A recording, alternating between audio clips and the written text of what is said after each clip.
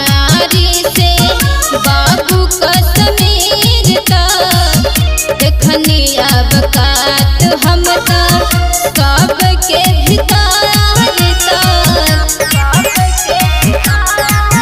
लगे देसी मरल से भेटैलू नहीं मिर्जापुरियन के स्वाद है तू पैलू नहीं हमारे भार बाबू केहू बर्दाश्त नहीं कर पाई है।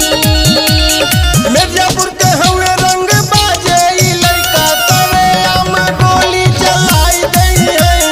मिर्जापुर के हवे रंग बाजे ई लड़का तरे आम गोली चलाई दई है।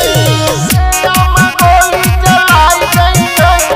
मिर्जापुर के हवे रंग बाजे ई लड़का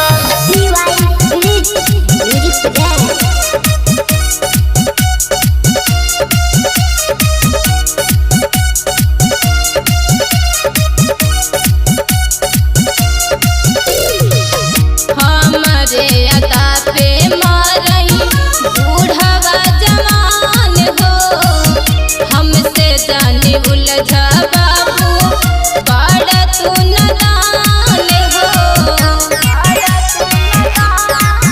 तैया कई दई है विजय राज राइटर जला देव घमंड लगा के लाइटर सुनाई बाबू का रंजन के केहू ना भुलाई पाई है। मिर्जापुर